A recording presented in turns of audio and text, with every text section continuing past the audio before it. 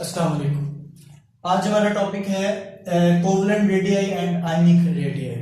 हम जो है जनरल प्रॉपर्टीज पढ़ रहे हैं ट्रांजिशन एलिमेंट्स की।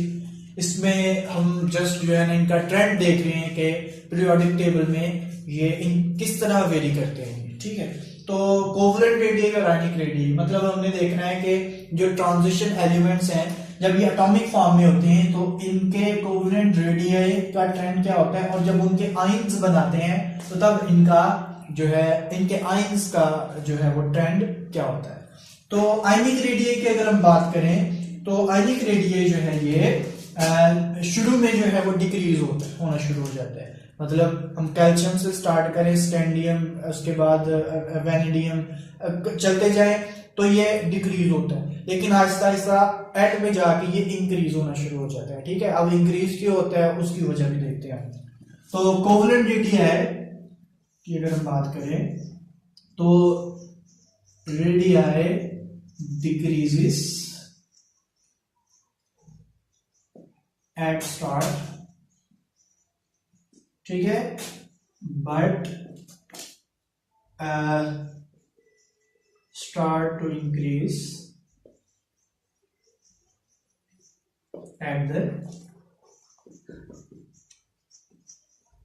end of the series, transition series। Start में जो है वो रेडियाई कम होना शुरू हो जाता है, उसके बाद वो क्या होता है साइज डिक्रीज होना शुरू हो जाता है। हमें पता है कि इंक्रीज होता है एंड पे, हमें पता है कि साइज डिक्रीज क्यों होता है। हमें पता है लेफ्ट टू राइट जब जाते हैं तो एटॉमिक नंबर इंक्रीज होना शुरू हो जाता है, न्यूक्लियर चार्ज ज्यादा हो जाता है, वो इलेक्ट्रॉन्स को अपने करीब खींच लेता है। तो लेफ्ट टू राइट एक जनरल ट्रेंड है कि साइज रेडियस जो है वो डिक्रीज होता है, लेकिन उसके बाद वो इंक्रीज क्यों होना शुरू हो जाता है तो ये समझने की जरूरत है आपको। तो ये जो इंक्रीज है रेडियस में ये होता है एक्चुअली जब हम लेफ्ट टू राइट चल रहे होते हैं तो 3D सबसे बाहर होता है 4s। ठीक है, ये मैं बात कर रहा हूं किसकी, पहली सीरीज जो ट्रांजिशन सीरीज। तो सबसे बाहर होता है 4s, उसमें फॉर एग्जांपल आप कह लो कि 2 इलेक्ट्रॉन है या कोई भी कितने भी इलेक्ट्रॉन है। तो अब इसको न्यूक्लियस जो है वो अट्रैक्ट कर रहा होता है जब हम लेफ्ट टू राइट चलते हैं। ठीक है, चलिए इसका ग्राफ बना देते हैं, उसको भी देख लेते हैं। ग्राफ में अगर आप देखो कैल्शियम के बाद जो है वो क्या आएगा स्कैंडियम, उसके बाद टाइटेनियम, उसके बाद जो है वो आ जाएगा वेनेडियम। ठीक है, इस तरह इंक्रीज करता है, सॉरी डिक्रीज करता है। आयरन का थोड़ा सा इंक्रीज करेगा और उसके बाद दोबारा ये इंक्रीज होना शुरू हो जाएगा जिंक तक। ठीक है,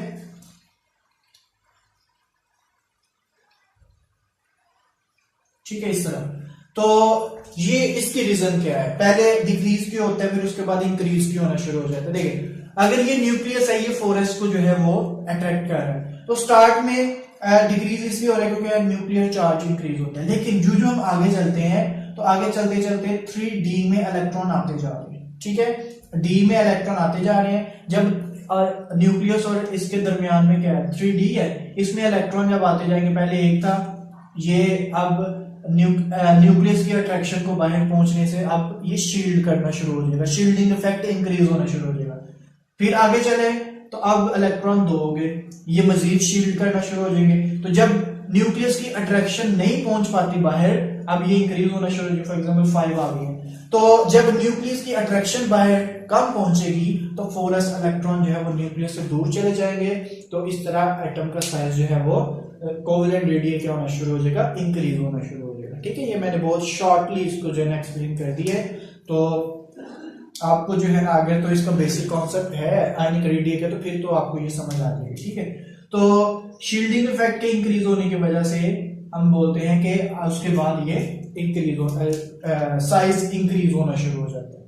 ठीक है, अच्छा अब अगर हम इनके आयनिक रेडियाई की बात करें तो जो आयनिक रेडियाई है उनका अगर ट्रेंड आप बताने की कोशिश करें कि पहले डिक्रीज होते हैं फिर इंक्रीज, तो वो नहीं आप बता सकते क्योंकि इनमें इनका जो ट्रेंड है वो मतलब कि कोई नहीं है, ये काफी रफली जो है ना वो कभी इंक्रीज होता है कभी डिक्रीज होता है। इसका अगर आप ट्रेंड देखो तो वो आपको कुछ इस तरह मिलेगा, कभी डिक्रीज होता है किसी का इंक्रीज होता है। ठीक है, तो ये ट्रेंड जैसे कैल्शियम है यहाँ पे, स्कैंडियम, टाइटेनियम, वेनेडियम, ठीक है, और क्रोमियम वगैरह, ये इस तरह जो है ना ये कभी ये डिक्रीज होता है, फिर इंक्रीज होता है, फिर डिक्रीज।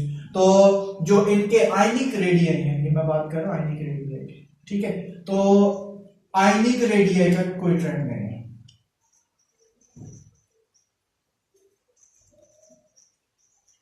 Know regular trend.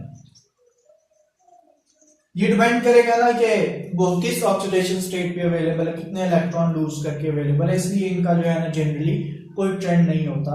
तो इसलिए साइज कभी कम होते हैं, कभी ज्यादा होते हैं। तो इसमें कोवलेंट रेडियई और आयनिक रेडियई में हम यही बात करते हैं इसमें कि जो है वो इसका ट्रेंड क्या है। हम कोवलेंट रेडियई का तो बता सकते हैं फिर भी, लेकिन हमें मसला होता है आयनिक रेडियई में उसका कोई ट्रेंड नहीं होता, ठीक है।